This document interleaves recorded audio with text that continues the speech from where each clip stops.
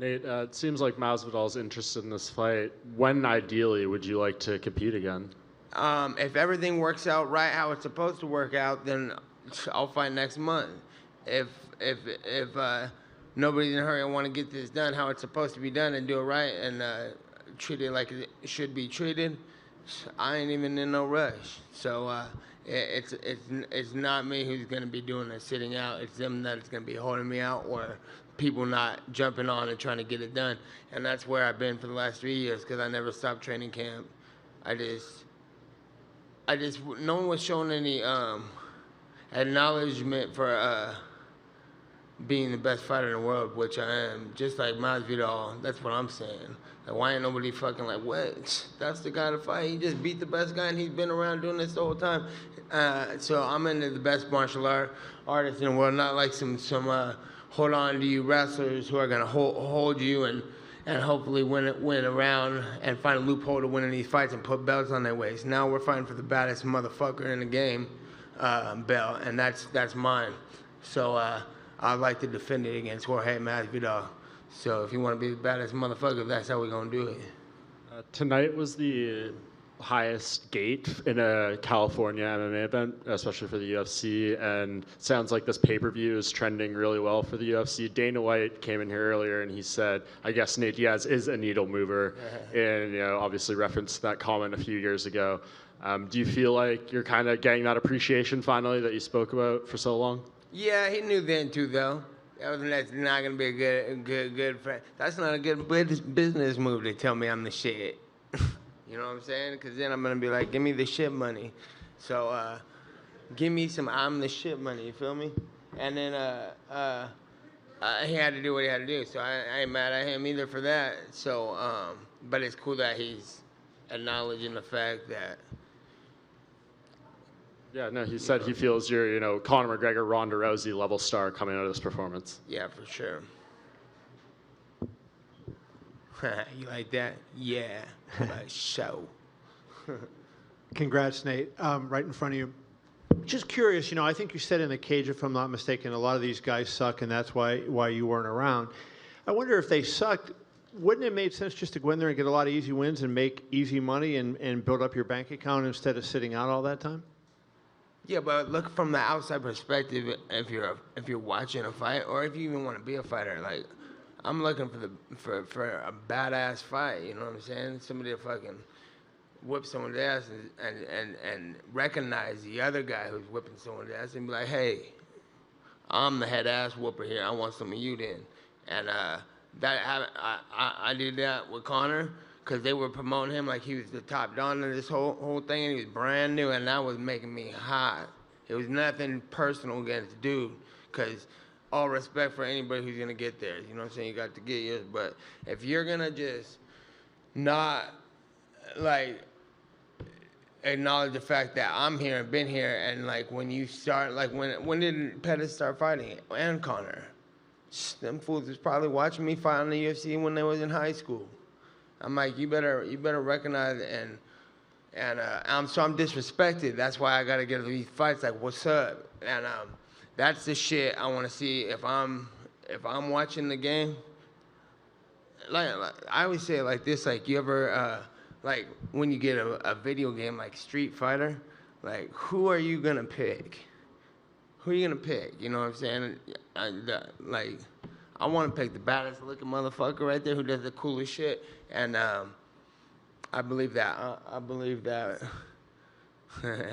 I believe that I'm the coolest at all these sorry-ass motherfuckers who are just sat around for 3 years and let me whip Conor McGregor's ass, and then nobody said nothing. Like, what?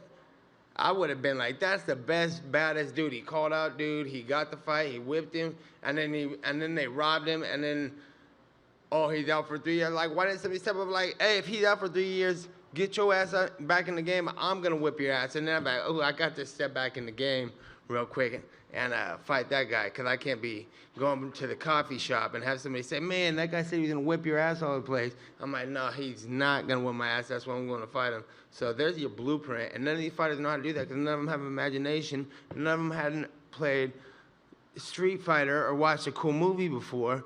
And like where your head's at, you little jock wrestler. You're gonna just sit there and do all this politically correct shit. But this is a fight game, dude. Quit acting like this is some professional sport and saying whatever they want to give me is gonna be fine. It's like, no, I'm gonna take what's mine, and that's what I'm talking about with the baddest motherfucker title. And I need that belt made as soon as possible. You're cocky, Nate. They're like. Two last questions. Number one, you beat Conor, obviously, when he was at the height of his popularity. Do you think this win exceeds that because you were away for 3 years, and even though you had mentioned you had never stopped training, you hadn't fought in 3 years, and you beat a really good fighter? And two, Colby Covington was over there. I don't know if you heard, but the crowd was chanting, "Fuck you, Colby," and giving him a hard time. He was carrying a belt with him tonight. Would you consider fighting him at some point, too? Who's it? Covington? What weight? Welterweight? I don't know who that is. So, like, if we got somebody good to fight, that's who I want to fight. That's what I'm saying. That's what I'm saying.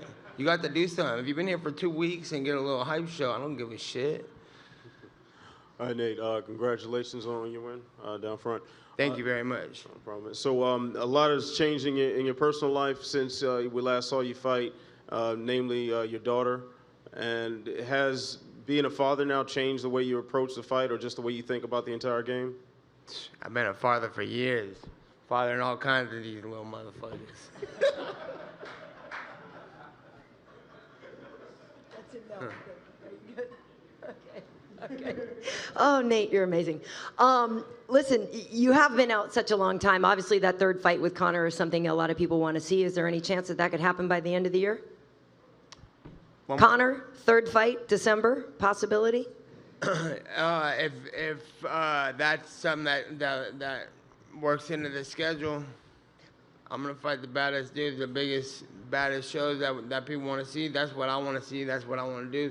So it's up to the everybody who's involved in that. If they want it, they're gonna call me and tell me they want it. So why do you think it is that people didn't call out your name? Is it partly because maybe they want to fight somebody in the rankings and you're such a big risk to fight you and you weren't maybe? I don't think they know how to do it. I don't think anybody knows how to do it. Everybody's beginners. They're all or scared or something. But like I said, I with all like I don't want to be all full of myself and riding on a high horse and cocky and shit, but I got way too much money to be having to fight somebody that's not interesting. You know what I'm saying? I'm an entrepreneur. I got all kinds of shit going on, and it's been good and fun. And no matter how much money I make and how much I do, it just isn't as. It's not like after a while you're just like I have to do what I've been doing, because this shit's just not the lifestyle I like. I like the healthy living lifestyle, training for something, getting a job done, and the feeling of getting a job done or what I started in the first place that led to all this other stuff. That's what I'm into. So obviously your brother Nick does this too, or used to do this too anyway. We haven't seen him in a while, but what do you think about the fact that you've kind of eclipsed him now? I mean, Nick was here first maybe, but you may last the longest. No, I'm just out here keeping the Nick Diaz army, keeping the Nick Diaz. I'm representing for him. Mainly, that's my main thing from the beginning. Fighting was making sure that I made Nick and Caesar